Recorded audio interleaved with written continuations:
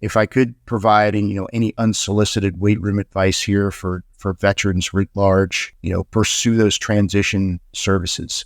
For the special operations community, you have the Special Operations Transition Foundation, you have the Honor Foundation, you have a myriad of others that have just emerged, and these things are great. Don't just join one, join a few of them. It's the networking, it's the gathering the different experiences so that you can learn from them. And then, because that can assist you in your journey, and just have that understanding that when you do find your first employment, it's probably not going to be your long-term employment. You're going to figure out what you like and what works for you. Yeah. And, that happened to me. And now, my second job it's something that's way more aligned with my skill sets.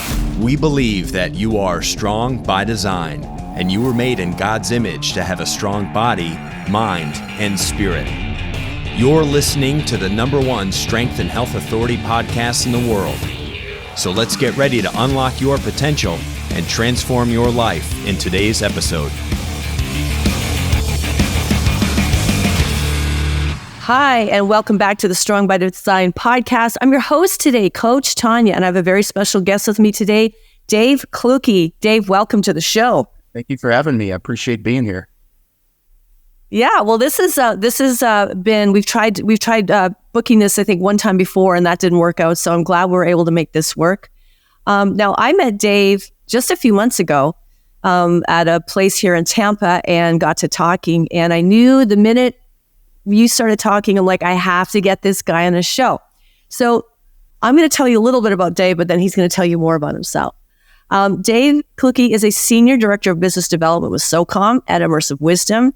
He has over 25 years of federal government experience as a Green Beret, and he's very passionate about U.S. national defense and supporting the Department of Defense. So again, welcome, Dave, and we are really interested to hear all the things that you want to tell us about, because you're going to talk a lot about kind of what you do and that life that you lived, and all of us here, civilian life, and what some of those connections are we can make, and how that kind of feeds into the other. Good. So for me, as far as national defense, national security, why I do what I do, I kind of guess it goes all the way back to, the way I grew up. My dad was World War II, Korea, Vietnam War vet, resting in Arlington now. And for me, it wasn't a question of service. It's just a matter of what service I'm going to enter. Was it going to be the Air Force? Definitely not the Navy for me. So Army was a great fit. I've always been pretty adventurous, and I always wanted to, explore things that were challenging. So of course I had to do the Ranger thing and the Army's, weight loss program. And then Special Forces was something that I didn't really know what it was, but I knew I wanted to do it. It always looked cool in the movies. So it was something that I was, I'm going to try this out. And it worked. It worked for me. I enjoyed my time and, had a lot of adventures, if you will, in Special Forces. I was assigned a 3rd Special Forces group, and that's at Fort Bragg. So I spent about 18 years at Fort Bragg, really never had to leave. But of course, I was never there because I was deployed the whole time, or at least most of the time. And between that, 1st Special Forces Command and Joint Special Operations Command, it kind of rounded out my time there at good old, now Fort Liberty, but back then, good old Fortress Bragg. So what I do now, I had to, when I retired, I had to figure out some way to continue to kind of support, touch, be around, the special operations community and the DoD writ large. And I found a great fit. I've only been with Immersive Wisdom for about 10 months now. And, of all things, I discovered it, they had a, Senior Director of Business Development, SOCOM. It was on LinkedIn of all things. I'm like, oh man, that's pretty cool. So I reached out to them, and I had no idea the level of cutting edge technology that they offered. And I already had some software experience with my previous, my previous job. And, I'm like, wow, this looks like a really good fit for me. It's operationally focused, and it brings to bear all of the latest and greatest technologies. So, when you look at what the DoD is looking for as far as operational gaps these days. A lot of it is synchronization of joint effects, getting the different joint entities, meaning Army, Navy, Air Force, Marines, talking to each other, as well as our partner forces. So that's one thing that this thing does. When you look at denied areas globally, there's a ton. We look at, just in the Indo-Pacific alone, you have those broad swaths of open sea and islands. And of course, our friends from China may be hanging out over there. So there's a lot of denied areas, right? So we offer a capability to gain access to those areas through denied, degraded, intermittent, low bandwidth environments. So we have a unique functionality and capability to be able to offer that. And then finally, we have low bandwidth capability. One of the biggest constraints that our DoD faces these days is, heavy reliance on web-based applications and the need or necessity for considerable bandwidth just to allow our forces to, project our mission applications on a network. And we're able to lower the local area network up to 80% to free up a considerable amount of bandwidth and enable our forces to continue continuity operations, even if there's incredibly low bandwidth. So those are the big three. It does a lot more with geospatial intelligence and OSINT, or all source intelligence type stuff, but just captivating to me. And given the fact that I spent my entire adult life either deployed to combat or training for combat or working with our joint partners or partners globally, it was just like, oh, this is a great fit for me. So couldn't be happier. And, being able to help our, government out, being able to help out DOD and my soft brethren, couldn't be happier. Great fit. Yeah. Well, it sounds like you've got quite a story. As I listened to you, I'm like, this would be a great book. This would be a really great book. I'm a writer, so like there's a book in you for sure. There's one thing you were mentioning that I wanted to ask you about for people in our audience listening that may not know. I mean, I think a lot of us, like we see the movies, right? And we know that there's military. We know that military, you guys go off and you fight and you do things. But there's a lot more to it than that. So when you talk about access to denied areas, can you explain what that is and why is that so vital and so important? Right. I deployed to Afghanistan, I don't know, pretty much most of the years between 2004 and 2014. So I was there 04, 05, 06, 07, 08, 11, 12, 13, and 14. I had a little break in between. And a lot of the areas that were, where our threats would dwell are what we would call denied areas. They'd go up into the hinterlands and the mountains. They'd go to these areas that were very hard for us, even with our incredible technology, to get into. So in order to access these areas, you'd have to take a ride in a helicopter or find another way, sometimes walking in. So you got your hiking, definitely got your steps in to get up and access these areas. But even if you could access these areas, bandwidth and having access to connectivity, which is, the ability to speak to your higher headquarters or somebody that could provide you with like resources or assets. And when I say resources or assets, close air support to protect you, medical evacuation type helicopters, any one of a number of things, right? Because when you're out there as a 12-man special operations detachment or special forces team, you're kind of alone and unafraid. You have attachments with you, but you're very much out there kind of flapping. And having access and having the ability to communicate in these denied areas it's critically important, not only for reduced risk to mission, reduced risk to force, but for the very survivability of the folks on the ground and having that ability to be able to accomplish the mission, whatever it may be. These denied areas, you can look at, just look at the map of, the Indo-Pacific. I keep bringing that up. I think it's a great example. Just broad swaths of land in the hinterland, and, our naval vessels out there struggle with connectivity. You have this robust carrier group, yet they still rely on the same communications infrastructure as a special operations team out there, in the hinterlands. So being able to access these areas, being able to have that communication linkages is absolutely critical for our national defense. Does that make sense? Yeah. Wow. Yes, it does. It does. So when coming back to like kind of that same arena, what is, and I don't know if one is more important or more impactful. I would imagine it would depend on like the mission or the area or whatever, a multitude of different elements that, sort of define what's happening, where are we going, how are we best going to complete this task. But when it comes to technology versus boots on the ground, does one have a greater impact? Is one more impactful in a desired outcome or not?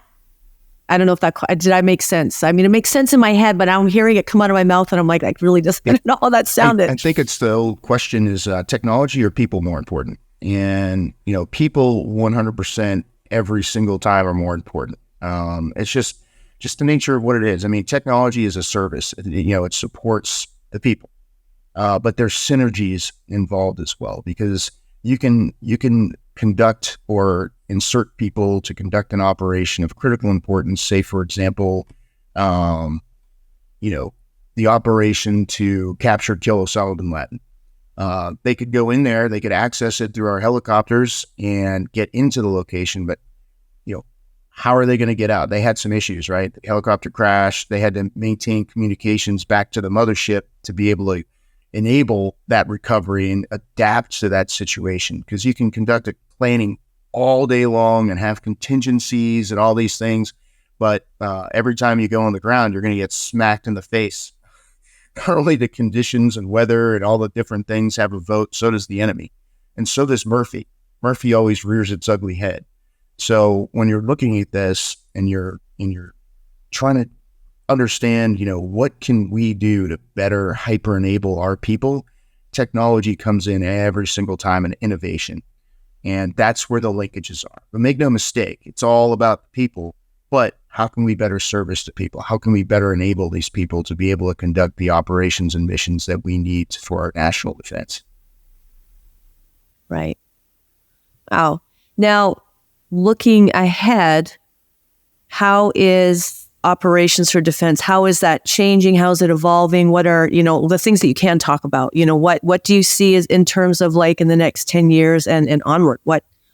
What can we expect, or what does that look like? Yeah, it's shaping out right now. I don't have my magic 8-ball, right? But a lot of the current trends. Really, you don't?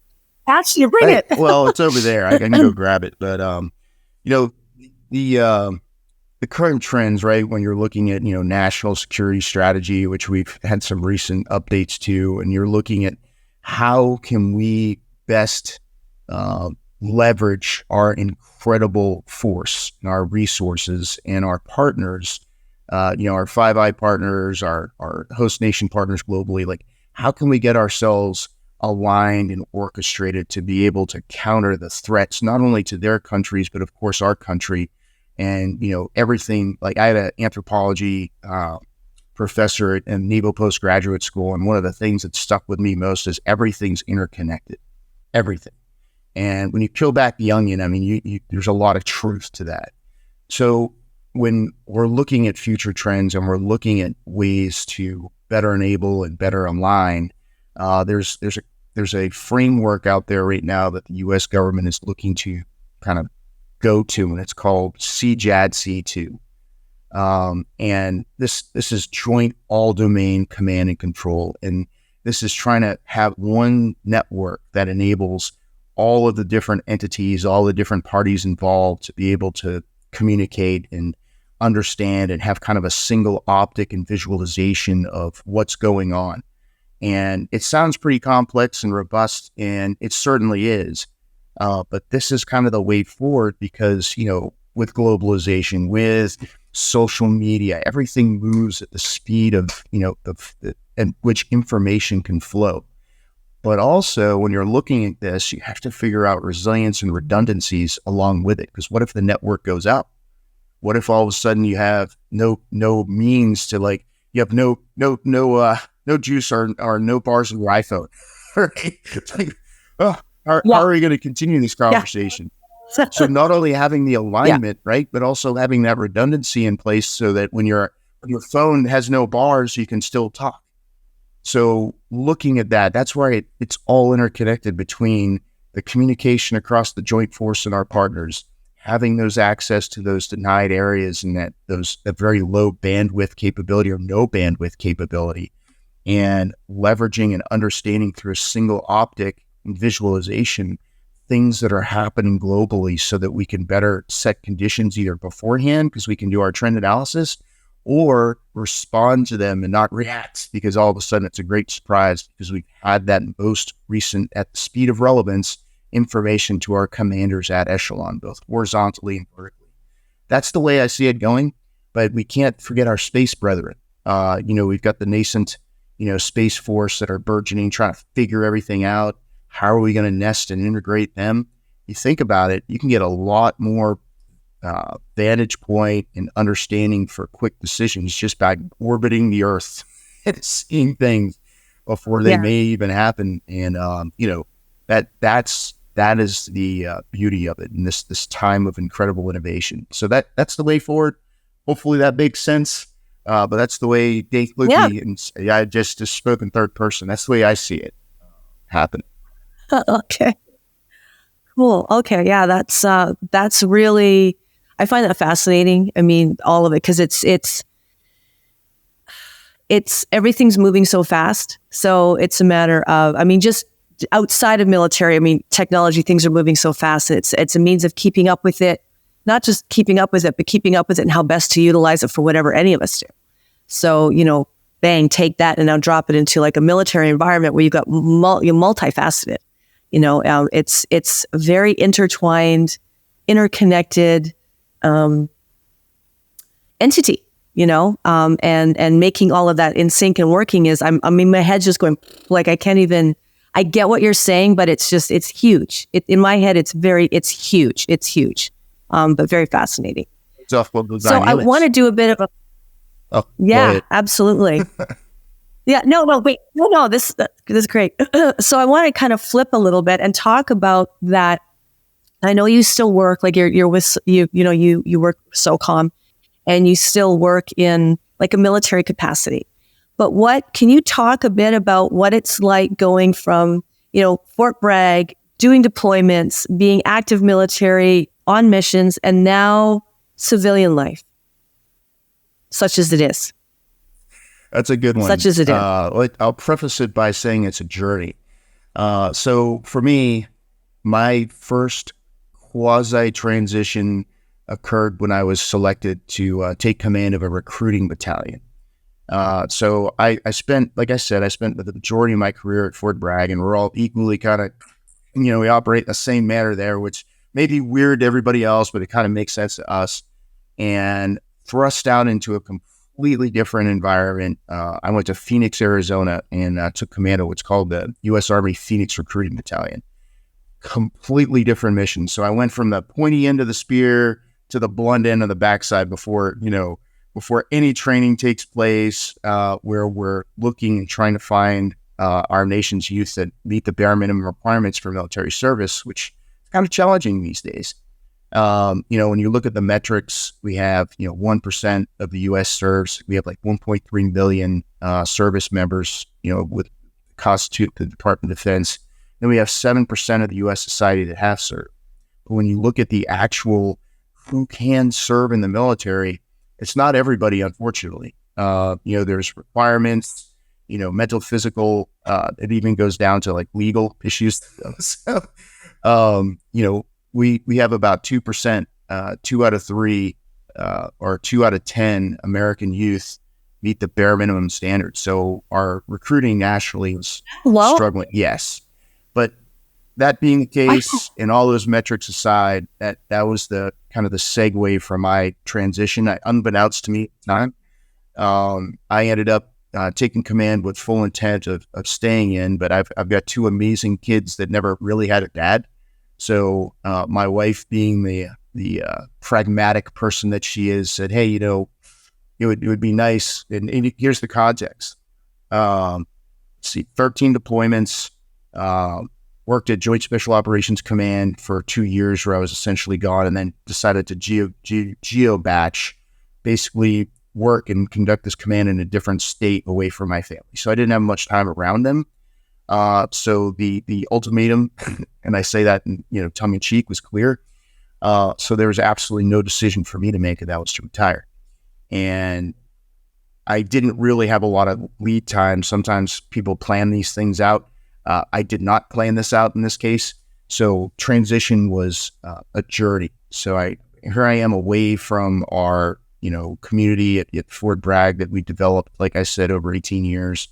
I'm in a different environment that isn't really familiar with special operations. And although an incredibly patriotic state, there's not a whole heck of a lot of veterans based, although the folks that are there are staunch advocates. And again, it's an amazing state. But it was difficult because a lot of folks out there, when you're looking at the civilian private sector and, the industry out there, they didn't truly understand and grasp the skills and things that somebody with my background could bring to bear. And I don't think this is unique. I think this is kind of a thing across the U.S. right now. So it's not like mutually or it's just an exclusive thing with that particular state. But I will tell you, based on my observations and personal experience, once I came back to the East Coast, they seem to have a lot better understanding of, what the military can offer. And it makes sense, right? The vast preponderance of the DoD is on the East Coast, right? And of course, our West Coast got a significant amount of Navy out there. But for me, it was a matter of holy macaroni, right? Everything and the mission and being a part of the DoD team all came to a screeching halt. As soon as you have your little meeting where you go in and you have your final paperwork and they play the Army song and then you go march on your merry way as a civilian, and you are now retired. It used to be a blue card, so you're part of the Blue ID Club. They changed it recently, so it looks like a common access card. Anyway, it was let's just say it was a long drive home from Fort Huachuca and a lot of holy crap, what just happened. So for those transitioning, you're not alone. Everybody goes through their own little journey. For me, it ended up being taking a little bit of time off to try to figure out what I want to do next. I pursued an MBA and a whole bunch of certifications, and that was for me. I thought at the time it would help with the job market, and kind of transition my skills into the foreign language, the private sector at the time. But all these things, all these certifications are for you, for the individual. They're not for resumes and all other stuff. And, it's what you bring to bear. So if I could provide, any unsolicited weight room advice here for veterans writ large, pursue those transition services. For the Special Operations community, you have the Special Operations Transition Foundation, you have the Honor Foundation, you have a myriad of others that have just, emerged. And these things are great. Don't just join one, join a few of them. It's the networking, it's the, gathering the different experiences so that you can learn from them. And then, because that can assist you in your journey. And just have that understanding that when you do find your first employment, it's probably not going to be your long-term employment. You're going to figure out what you like and what works for you. Yeah. And, that happened to me. And now, my second job it's something that's way more aligned with my skill sets and, the autonomy that I like. And of course, the market that is, my people. So it's for me, it just worked out. But again, it wasn't without a lot of discovery learning and some significant emotional events and stuff like that. But that's part of the course, right? That's how you learn. But that was my transition. That was some of the things that were illuminated to me. And then again, two things: seek help, don't be proud, and you are not alone. So those are probably the two biggest things to take away from the transition journey. Right. And do you think, you can only speak for yourself and what your experience was like. But, you were special forces. Do you think that is because that, you go into that and your job is, you're helping the greater good. You're helping other people. Things go down. You're there to come in and fix, clean up, make things better. How difficult is it in that transition to be on the other side of that and be the one to ask for help and to actually take help? How is that a challenge? Depends on the person, right? For me, I like to do things myself. I like to figure it out myself, probably a personality flaw. But it was a lot of humble pie for me to realize it's like, okay, I need to look at this. And this was some self-actualization and some growth going on, realizing it's like, yeah, this is a completely different environment. I've asked for help in the past. It's no different. Time to like look at this, because the answers that worked in the military aren't necessarily going to work here. Some of them do. But then it's that, discrimination and figure out, or delineation, what works, what doesn't work. And then how and where what are the things that I need to focus on now, and what resonates that may not have resonated in the military, but works incredibly well in the private sector. And a lot of those values, all the values work. It's just a matter of translating a lot of the things so that folks understand. But yeah, if you want to talk about having that light bulb / epiphany moment, I can tell you, mine was in the very middle of my MBA program, where one of the guys in there is like, yeah, you're looking at these, senior executive positions, and how much experience do you have in the private sector? And I'm like, none. Oh, how much do you have in the military? Quite a bit. It's like, okay, a lot of that translates, but you still have to, earn your place in the private sector and kind of figure it out and get some experience under your belt, just like you would in the military, right? And I was like, yeah, you're right. Not the case for everybody. Some folks can walk into those senior positions. For me, I cut my teeth learning in sales from an incredible team. I actually worked at ServiceNow for a while, and those folks over there, absolutely unbelievable. They partnered me up with an experienced sales rep and also a very experienced solutions consultant. And those guys showed me the ropes.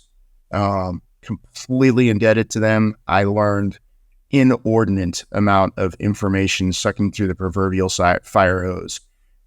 And simultaneously, I took all the lessons learned from the transitions, foundations, and stuff that I went to, and asking different folks about resumes and, interviews, and rehearsing these things just before I even got my foot in the door at ServiceNow.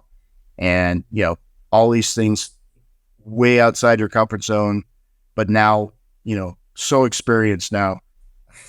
I say that in jest, but I feel honestly like everything that I learned through a considerable amount of discovery learning is paying dividends in my current role, and also helped during that interview process when I was exploring new opportunities that better aligned with who I am and my skill sets and my strengths. So yeah, don't fret. It'll work itself out. Trust me, for all the transitioning out there. Yeah. Well, I had the opportunity to spend some time we had Soft Week here, 3 weeks ago now in Tampa. So, and that was that week that I met you, and I had the opportunity to, a couple things were going on that time. I got to help out with a golf tournament that was going on at McDill. I got to spend some time down on the Riverwalk there, meeting some people and stuff. And what really stuck out to me that I loved was, because I kind of like to hang in the background. I kind of like to watch. I mean, I like to talk with people and find out about them, but I like to kind of just watch and see how people interact. And what really struck me that it's just, I'm like, wow, is that seeing individuals that hadn't seen each other for a long time and had maybe done deployments or at some point in their military career had a connection or spent time together, and like this brotherhood it's still there. And that just, I was like, wow, this is really, I don't want to say cool, because cool is just such not the term that's really appropriate for this, but it really struck me that bond, that brotherhood that still is there, even though a lot of the individuals I met are now like working in the private sector and have retired from the military. But it was just, I don't know. Can you talk a little bit about, there's this bond? That was probably the biggest thing. Like when I told you I was kind of on an island before, I did have some, I did seek out some special operations folks when I was there because culturally, we're all aligned, right? SEALs, SF, MARSOC, you name it. We all Yeah. share that common experience. We've all been through some pretty crazy training and selections, and of course, the combat experience and other, creates an incredible bond. And of course, there's those unfortunate things, not only the sacrifice and a lot of the, struggles, challenges that you endure, through either the various schools or the unique experiences on combat deployments, to include loss. Those things bring you very close together and creates a very unique and interesting relationship and family, right? So seeing those folks and having that network and being able to tap into that network, and then going to places like Soft Week when it's absolutely stimulation overload and you like walk away, just like completely exhausted and sleep for a week. But being able to see all those folks, it's exciting. It's amazing. Trying to figure out a good word to describe it. I mean, outside of overwhelming, it's very refreshing, and it's just a incredible way to spend time, right? So if you don't go because you're in industry, you go because everybody's going to be there. You can see 20,000 of your best friends, and it's like one of those experiences where you see folks and you haven't seen them in so long, and you have these memories, shared memories and experience. But it's crazy because you're hugging one person, and then like somebody else, and you don't even get time to talk to them. You get to circle back. Anyway, it's fantastic. It is and then Global Soft Foundation, I'll give them a plug. They have basically taken something that was conceptual in nature and brought it to the next level. Those folks have done incredible work. Stu Braden and his team over there. Not getting paid for this, but I gotta give credit where credit's due. And I'll tell you right now, the way that they have orchestrated it, the way they have expanded out to industry, the way they've incorporated, Soft AT&L into actual conference itself with their own little areas now. It's just growing and getting better and better every single year. And having that venue where all these folks can come, with their robust security, and then all these different social settings where folks can go and, reconnect. Just absolutely unbelievable, phenomenal. Everybody looks forward to this event every year. So, yeah. And that's just one aspect, right? You could see somebody in the street, grocery store, and it's just that arbitrary or serendipity, however you want to call it. Just seeing these folks is that same level of, so. Right. Cool. Yeah, it is very cool. It was Not sure if I actually captured it right, but there it is. Well, it's kind of like, no, you did, but it is a little hard to capture. Like, I'm a writer, but I find it hard to find the words because I know what I saw, and watching it, I know what I felt. Genuine. But it's hard to put into words. It's something it's like when you're there in that moment and you're seeing it and watching it, it's like wow. Like, and it's hard to capture it in words. It's hard to capture it in words. And I'm not military. It's a huge passion. My grandfather was a veteran. I grew up in a household that was very much, military focused. Like, we had mad respect. And that's just how I was raised. So to see that, I felt very honored. Like, it was quite a privilege to kind of be in that environment and able to kind of see this and just watch it and be like, damn, like you used the word family, and I'm like, I know families that aren't that connected, that see each other all the time. Yeah. It's, that unique bond, unique experience. And I'll tell you what, there's something to be said from sharing space in some of these locations. Some people deploy to some pretty nice places. I didn't. But being able to experience that and, together, and having that mutual connective understanding of what it means and what it's all about. And then having gone through a lot of the same schools and stuff. And this isn't just, unique to special operations. I think the military writ large shares that. And given that everything's joint these days, meaning that all the services work hand in hand, it's expanded out, especially over the 9/11, post 9/11 years with GWOT, NOCO, our Global War on Terrorism and Overseas Contingency Operations. Folks just work together because we were all in it to win it. We're all together forward in all these different locations, and you got a really unique opportunity to share the different culture and experiences, the different services that, trust me, are a lot different. They all wear the same uniform, but like the Navy does things their way, the Army does things, the Air Force, we all have our own little way of doing things, but learning that and sharing those common experiences together, that builds a lot of strength. And the bonds, right, that you saw there with a bunch of hugs and emotions and all that good stuff. Yeah. All the things and all the stuff, all the things.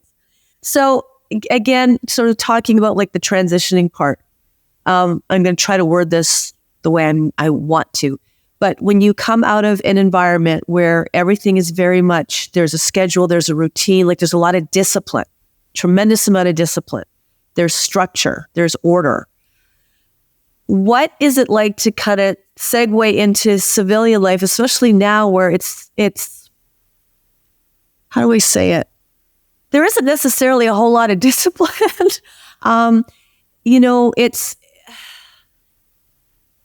It's different. I mean, it's so different. Like just, being a military person going into civilian life, but coming out of an environment that is incredibly structured, that is incredibly disciplined, into, civilian life. We're out publicly. It's not always like that. I mean, how difficult is that?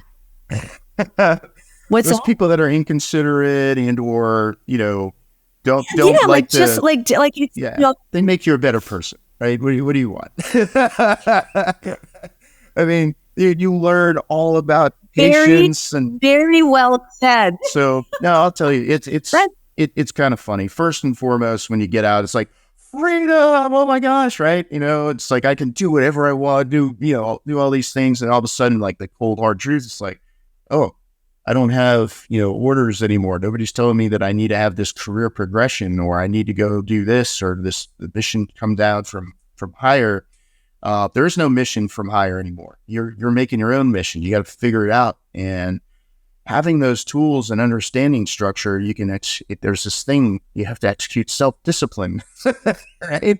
You have to make up your own schedule and figure out what works for you. But in a healthy way. A lot of times I've seen folks, and I'm culpable. You start pursuing unhealthy habits, right? You start doing some things that may not be in your best interests. But that's where you got to go back to the, for those in the military, go back to the very basics, right? Mental, spiritual, physical health, and, looking at, how you can incorporate those things in the private sector that made you successful in the military, and the structure of the military, physical fitness. That's paramount. Taking care of your body, taking care of your mind.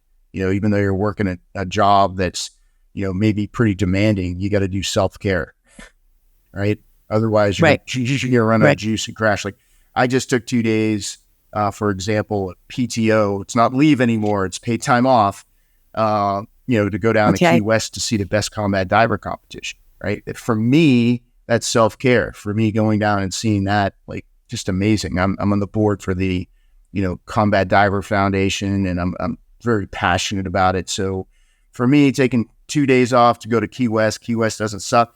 And then to go see. No, Key West is not it wasn't terrible. I'll tell you, Key Lime Pie, highly recommend. But yeah, that was my form of, self-care, to take some time out with a guy that I actually went to airborne school in 1997 with, and then going to see all these folks that I, served with. Some I expected to be there. Some was like a huge surprise. So same type of soft week, scenario going on. Refreshing.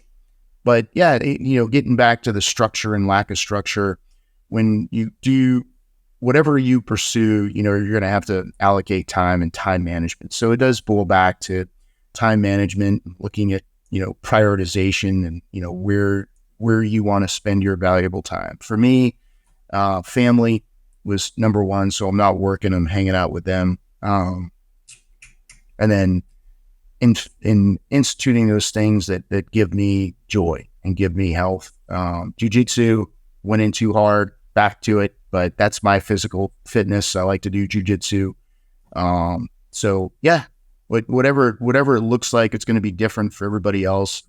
But you, the the transitioning person, you, the individual that left the military and the structure of it, you got to build out your own structure. You got to figure out what's important, prioritize, and then time allocate. Yeah. And from the sounds of it, it sounds like there is a lot of, there's a lot of groups, organizations, there's a lot of help. There's a lot of things in place that can to navigate that. 100%. And then your network, you got to leverage your network. You can't pick up the phone, either text or call. Like a lot of us are kind of like texters these days. We don't like to pick up the phone or actually talk to somebody. Hey, I highly recommend doing it. It may be a little bit better for you. You may get a little bit more info out of it than what you can offer in a text, and get that context, because a lot of folks know people that have been out a lot longer than you may have had, or than you may be, and they can help you out. They can share that. But those transition foundations that I mentioned earlier, and plus the myriad of others, offer that network, and in you're immersed in an environment where you're with a bunch of people that are going through the same things you are. And, there's everybody's kind of, starting off at that low baseline, and then kind of learning and growing and sharing those things that, work and don't work. So you're not making those same mistakes or having to suffer through the same discovery learning type things. So, yeah. Right. So I want to, before finishing up, I want to talk a little bit about when you were talking about the percentage of individuals that actually qualify. That I was absolutely shocked at how low that number is. So what would you say if a younger person, approached you and said, I really want to go into the military. It's something I wanted. What would that conversation be that you would have with them? I've had opportunity to provide a lot of mentorship, and for exactly that reason. And some things are uncontrollables, right? Medical type conditions and stuff like that. Unfortunately, there are waiverable things now, but that's something that, even if somebody has the strong desire and they meet all the other requirements, that's one thing that's unfortunately, it breaks my heart. It's going to preclude the opportunity to serve.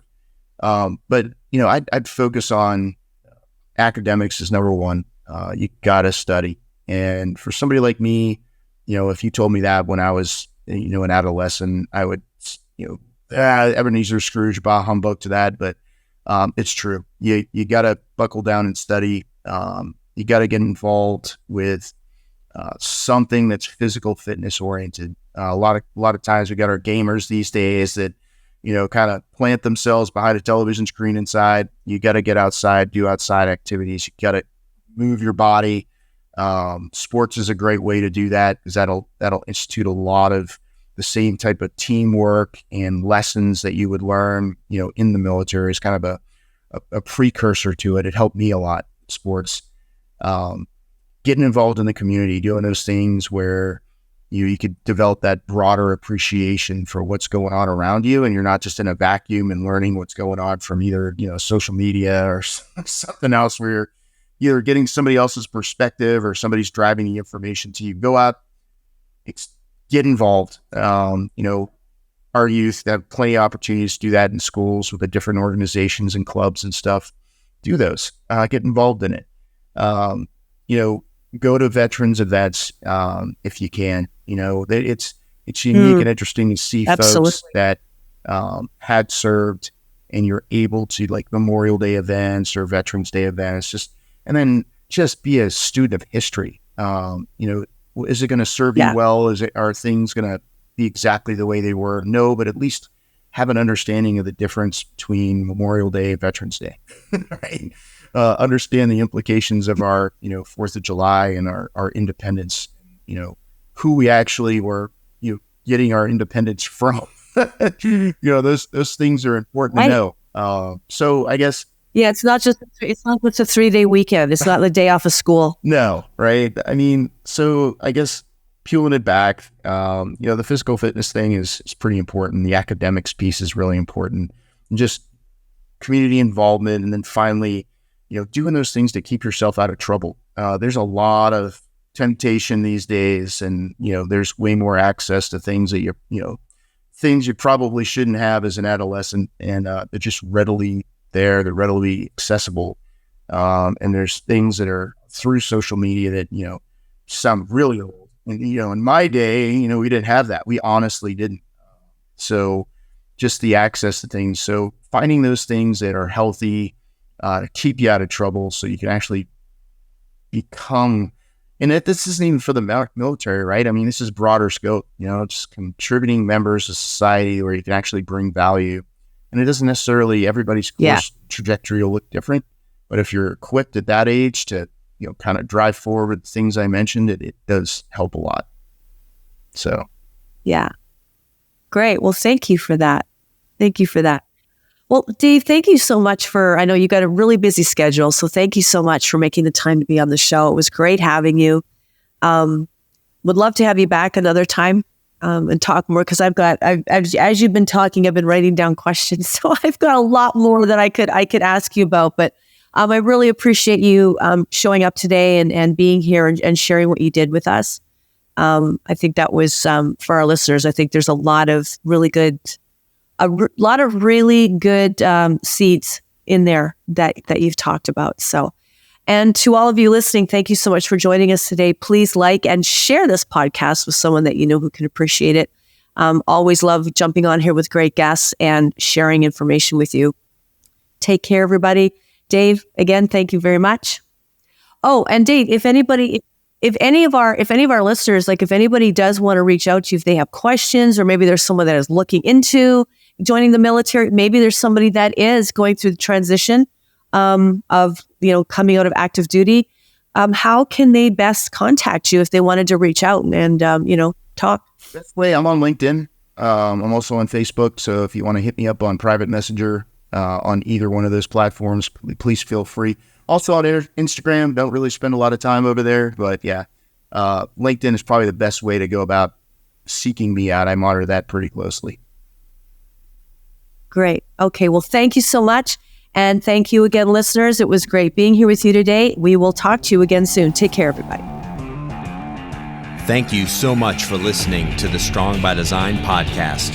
If you found value in today's episode, please subscribe so that more people can find out about our show. Plus, you don't want to miss any future episodes with the amazing guests and topics we have lined up for you.